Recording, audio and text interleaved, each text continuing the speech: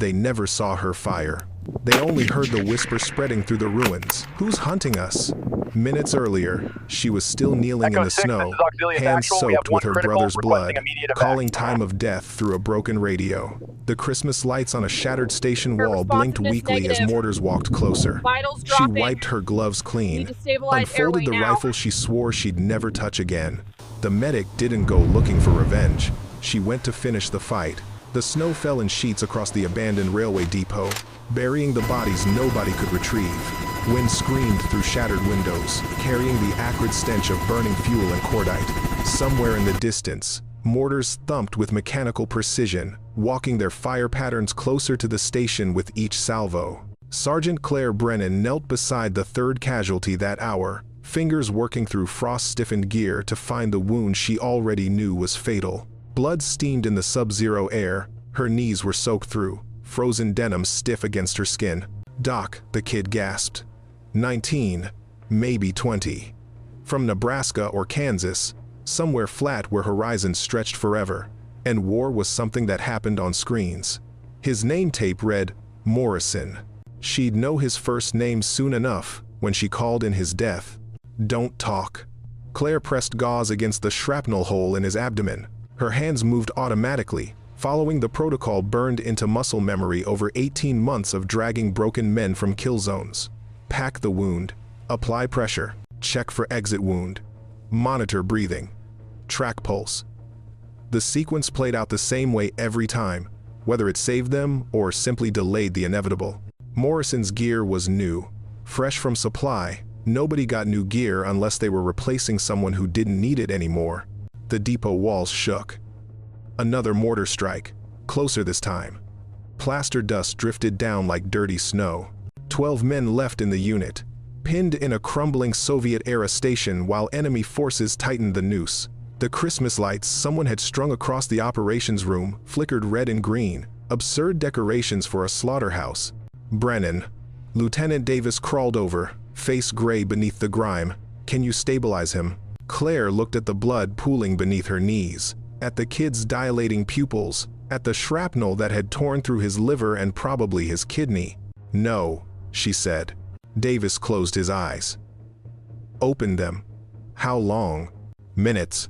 He squeezed the kid's shoulder and crawled away to check the perimeter. Claire held the dying soldier's hand and counted his fading pulse. She'd held 43 hands this deployment, remembered every name, every last word, every goddamn Christmas light reflection in their dimming eyes.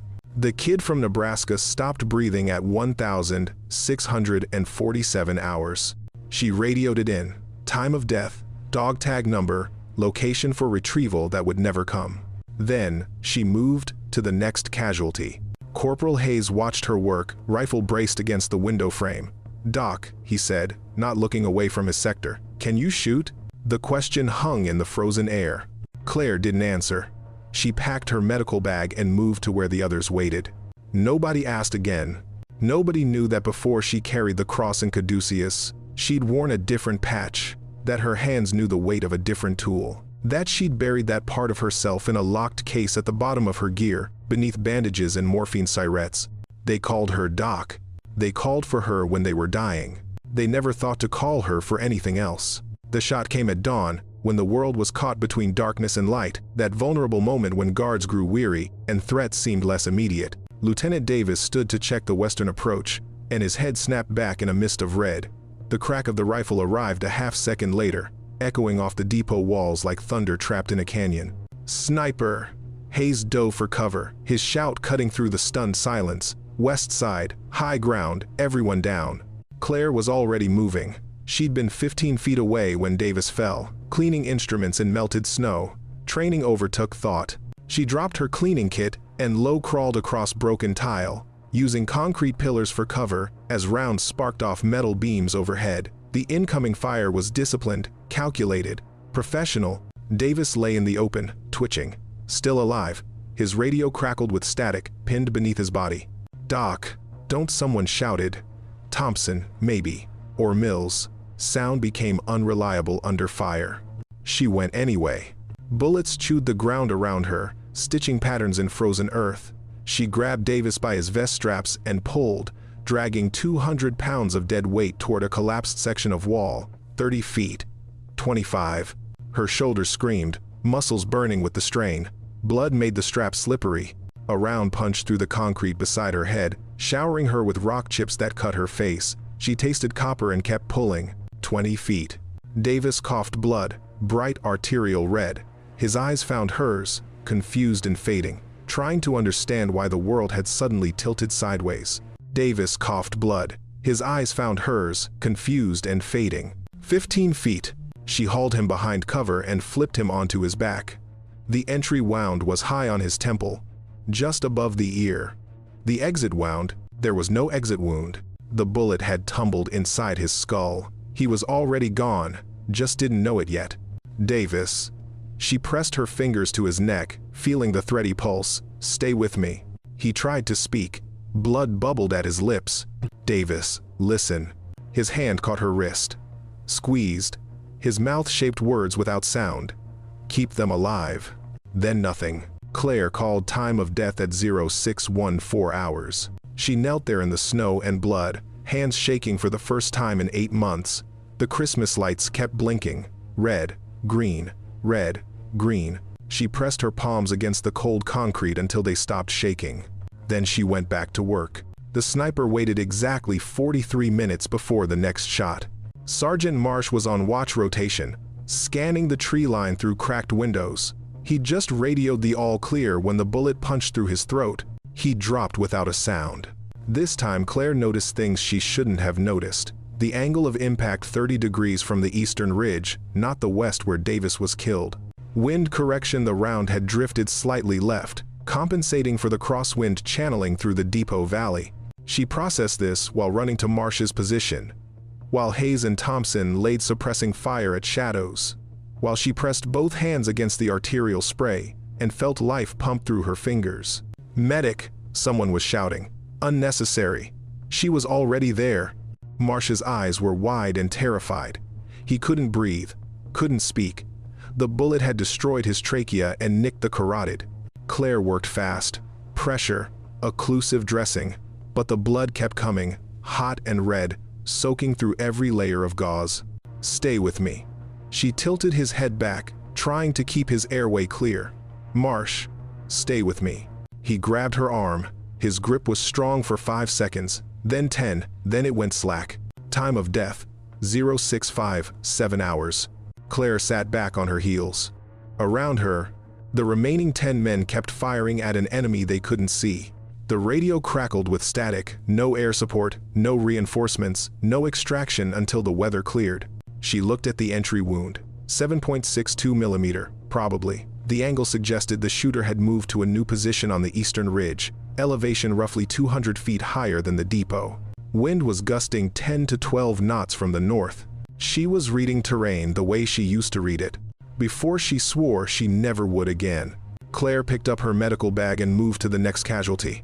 But her eyes kept drifting to the windows, to the sight lines, to the distances her hands could still calculate without thinking. The locked case sat at the bottom of her gear, beneath 3 layers of medical supplies she'd organized with obsessive precision. Black polymer, combination lock, 32 inches long, 13 pounds when loaded. Claire hadn't opened it in 14 months, hadn't touched it, hadn't let herself think about what it represented. She stared at it now while the others fortified positions and rationed ammunition. Hayes was checking firing lanes, Thompson was inventorying grenades, Mills was on radio watch, cycling through dead frequencies. Christmas lights blinked in the corner of her vision, their cheerful rhythm mocking the bodies wrapped in ponchos near the wall. 2 brothers dead in an hour, 8 more waiting to die. The radio was dead.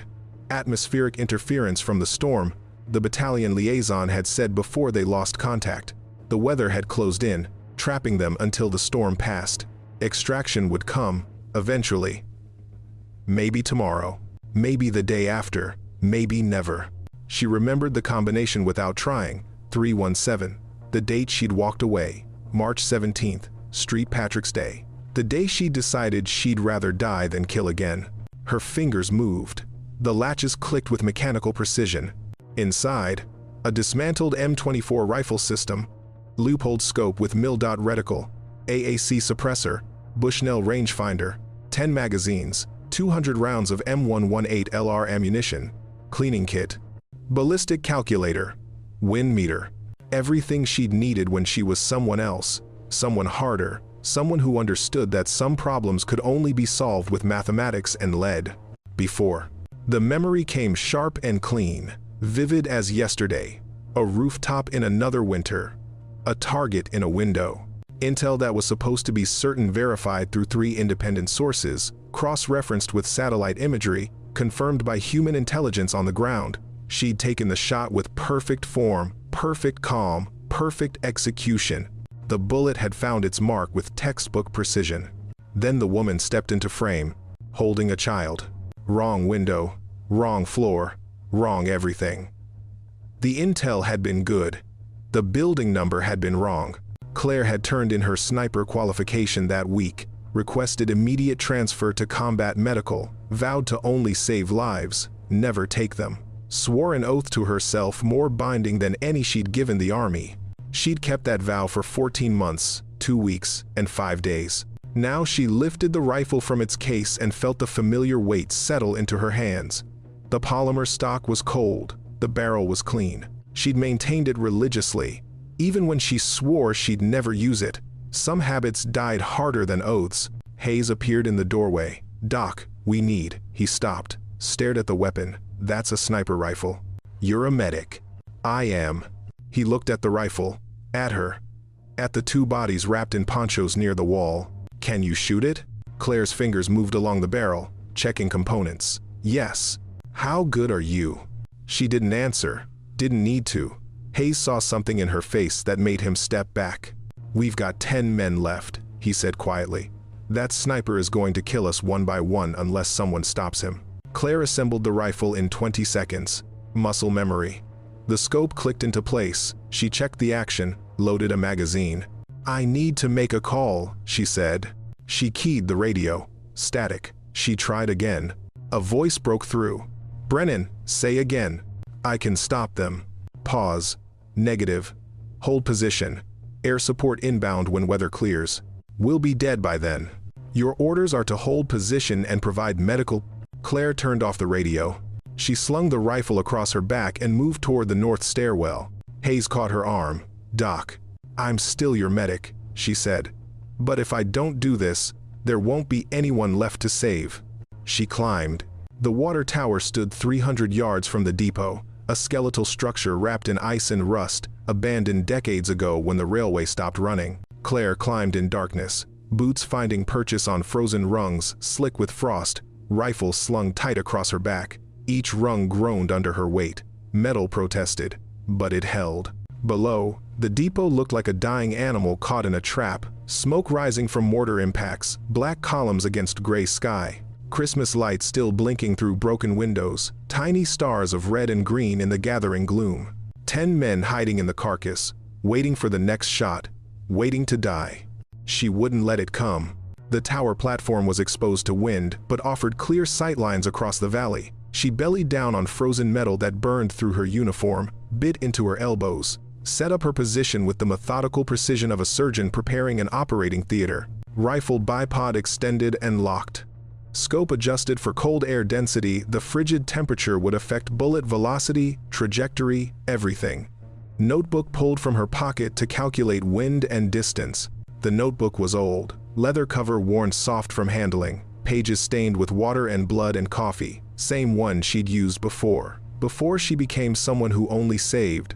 She glassed the eastern ridge through the scope, working in a systematic grid pattern. Trees, snow, shadows, rock formations. Nothing moved. Patient observation was the first rule. Never rush. Let the enemy reveal themselves through movement or impatience. Then, there. A disturbance in the snow pattern. Boot prints leading to an outcrop roughly 800 yards out, visible only because the fresh snowfall had stopped 20 minutes ago. She glassed higher and found him, prone position behind fallen logs, scope glinting in the weak dawnlight. He'd chosen good cover, high ground, concealment, clear firing lanes to the depot. Enemy sniper. The one who'd killed Davis and Marsh. Claire's breathing slowed, deepened, became controlled. Her heart rate dropped from 65 beats per minute to 48. Everything narrowed to calculations: mathematics, physics, wind, distance, gravity, spindrift, Coriolis effect.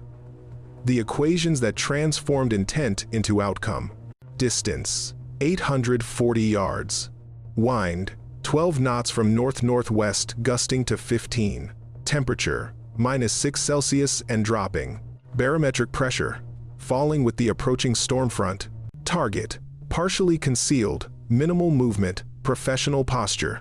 Elevation angle: -30 feet from her position. She dialed the scope.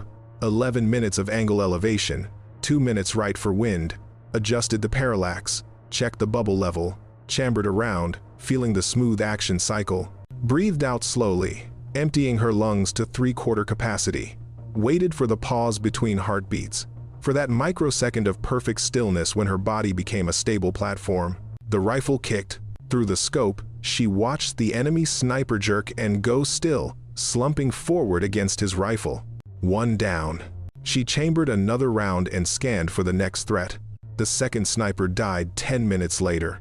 Claire spotted him on the western ridge, trying to locate where the first shot had come from. He made the mistake of standing. The bullet took him in the chest. He fell backward into the snow and didn't move. 2 down.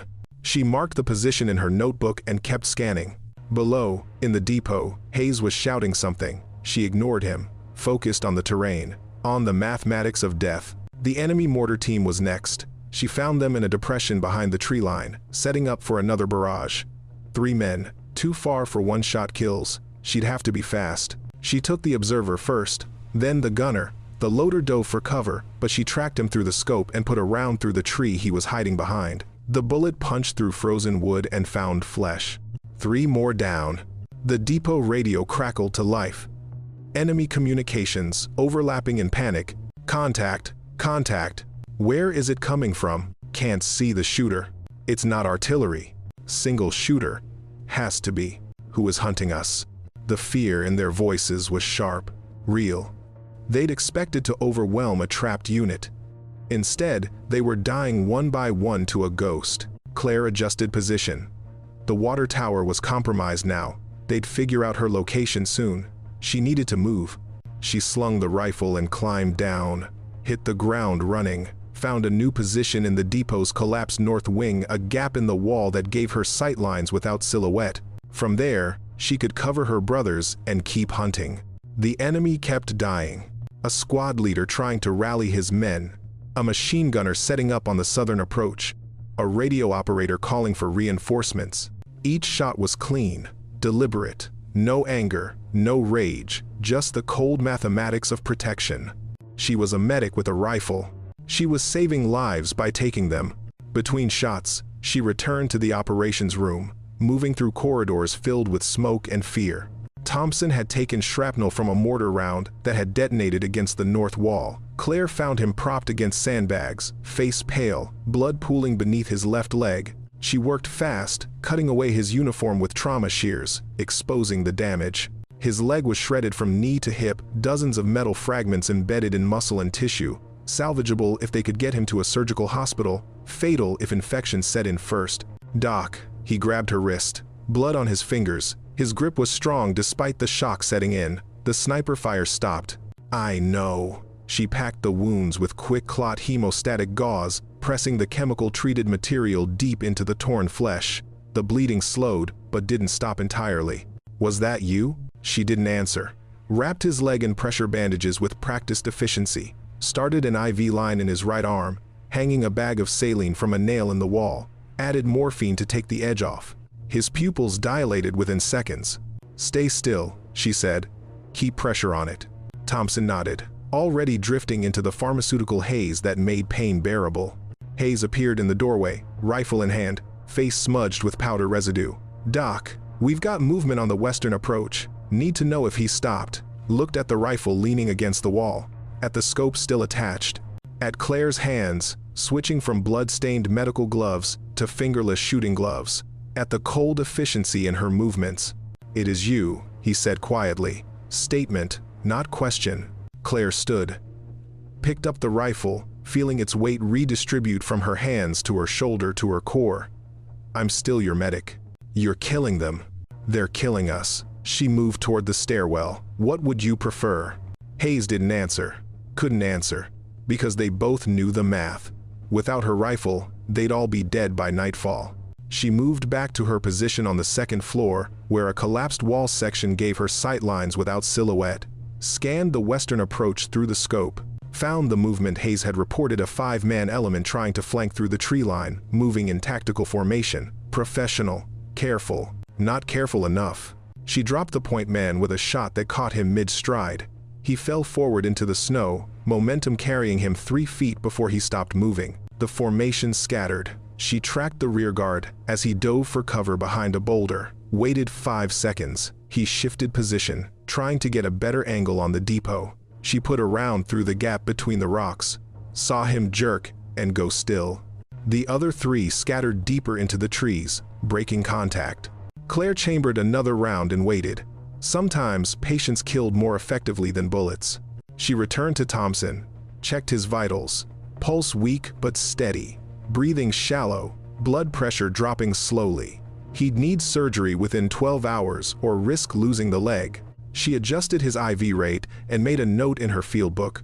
Patient number 7, shrapnel wounds. Stable but critical. Back to the rifle. Scanned the tree line again. Found one of the scattered soldiers trying to low crawl to better cover, moving with the desperation of someone who knew he was exposed. She led his movement by 2 feet. Squeezed the trigger. The soldier stopped crawling. Medic, sniper, medic, sniper. The roles blurred until she couldn't tell where one ended and the other began. Her hands knew both tools. Her mind calculated both probabilities, the probability of survival, the probability of death. She existed in the space between, dealing in both currencies. Corporal Mills approached with a sucking chest wound, clutching his side, face twisted in pain. She sealed it with an occlusive patch, 3-sided dressing that let air escape but not enter, preventing tension pneumothorax. Gave him morphine, marked his forehead with his blood type. Then she climbed to the second floor and shot 3 more enemies trying to set up a machine gun nest in the ruins of an adjacent building. When she came back down, Mills was staring at her with eyes that had seen too much. "You're really a sniper," he said. Not a question, an accusation, an acknowledgement, both. "I was." She checked his breathing, watching his chest rise and fall with the proper asymmetry that meant her seal was holding. "Now I'm both." "How many have you?" 18. She didn't have to count. She tracked every shot, every kill. The way she tracked every patient, every death. Names in her notebook: Davis, Marsh, Morrison. 18 enemy soldiers she'd never met. All written in the same ink, on the same pages, part of the same equation. Mills leaned his head back against the wall. "They're terrified of you." Claire picked up her rifle, checked the chamber. 22 rounds remaining. Good. Terror was a weapon. Fear kept people from advancing, from shooting, from killing her brothers. If they feared her, they'd hesitate. Hesitation meant survival for the men she'd sworn to protect. She returned to her position and kept hunting. The enemy commander revealed himself at noon.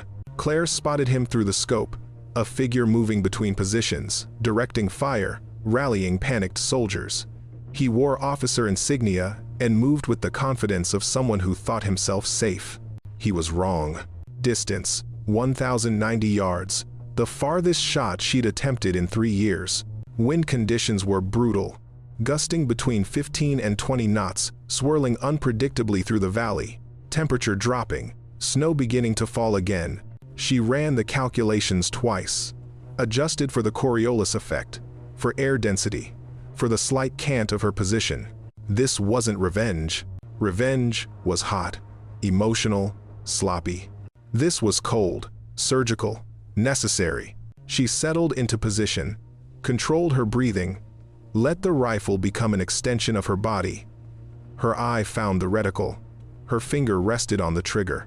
The commander stopped moving, raised binoculars to scan the depot. Claire waited, breathed out, found the pause between heartbeats, fired. The bullet traveled for nearly 3 seconds, long enough for doubt to creep in, long enough to wonder if the wind would push it off target. Then the commander jerked backward and fell.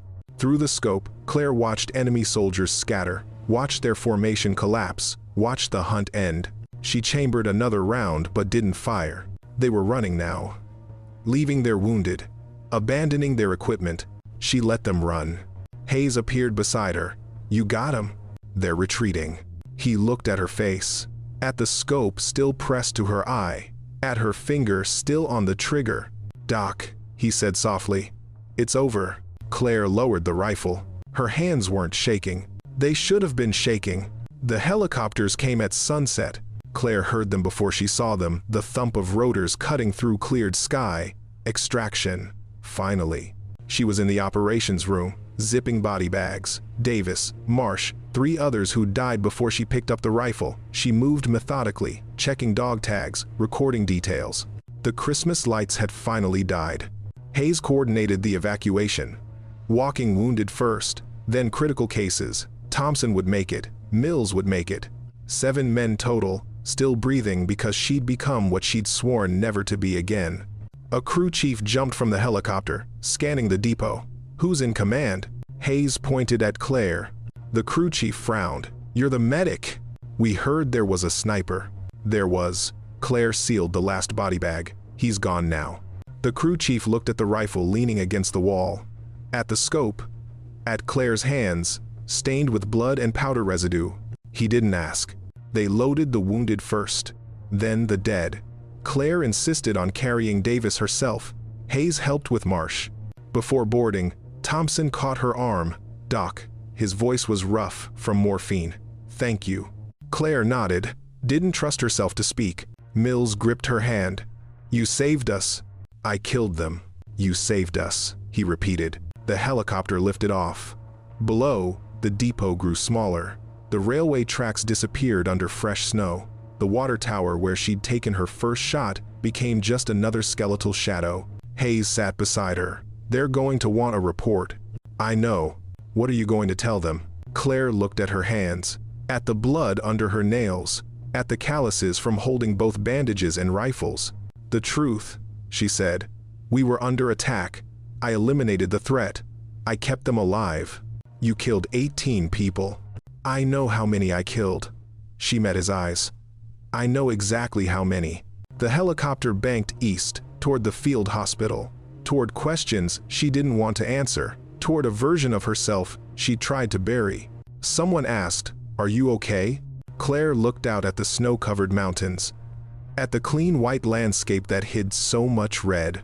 She didn't answer. The after-action report was classified. No medals, no commendations, no official acknowledgement that combat medic Claire Brennan had eliminated an enemy force while simultaneously treating casualties. The Army preferred its soldiers in clear categories: medic or sniper, saver or killer. Not both. Claire returned to her unit 6 weeks later. Same patch on her shoulder, same cross and caduceus, same medical bag. But the rifle stayed in her locker now. Not buried, not locked away, just ready. Her first day back, she was treating a sprained ankle when a young private asked, "Is it true you killed 20 guys with a sniper rifle?" 18, Claire said, wrapping the ankle, and I was still a medic. The story spread anyway, whispered in barracks, shared over encrypted channels. The ghost medic, the woman who hunted an army while holding the line between life and death. When things went wrong, when units were trapped, when the wounded were piling up, when the enemy was closing in, someone would always say it. Call for a sniper. But increasingly, they'd whisper something else. A name. Brennan. 3 months after the depot, Claire was deployed to a mountain outpost. Heavy contact. Casualties mounting. The platoon sergeant found her in the aid station. "Doc, we need..." He stopped, looked at the rifle case beside her medical supplies. "We need both." Claire nodded. "I know." She saved 4 lives that day. Took 11. Went home and wrote all 15 names in her notebook. 6 months later, a journalist embedded with the unit cornered her during downtime. "Is it true you're a combat medic and a sniper?" Claire was cleaning her rifle, didn't look up. "I'm a combat medic. The sniper thing is just when necessary." How do you reconcile that? Saving lives and taking them? Claire thought about Davis and Marsh. About the kid from Nebraska. About every hand she'd held while the light went out of their eyes. "I don't reconcile it," she said. "I just do what keeps my brothers alive, even if that means killing." Especially then. The journalist wrote the story, but the army classified it. The truth stayed in the whispers, in the legends that grew with each deployment. A year after the depot, Claire was promoted to staff sergeant. At the ceremony, Hayes handed her a card signed by every man who'd survived that Christmas. Inside, one line. She was a medic first. Claire kept the card in her medical bag, right next to her ammunition. They still call for her when things go wrong. When the wounded are bleeding and the enemy is closing and hope is running thin. When the mission turns dark and the odds turn impossible. When someone needs to stand between life and death, they call for Doc Brennan. The medic who counts every life saved. The sniper who counts every life taken. The woman who learned that sometimes, to save the ones you love, you have to become what you fear most. She never wanted to be a hunter. But when death came for her brothers, she became the thing death itself had to fear. She went back to saving lives. But now, when she reaches into her bag, her hands know two tools with equal precision and equal purpose. Bandages and bullets. Both kept her brothers alive. Both made her who she is. The medic they call when dying stops. The sniper they whisper about when the enemy asks, terrified, "Who's hunting us?"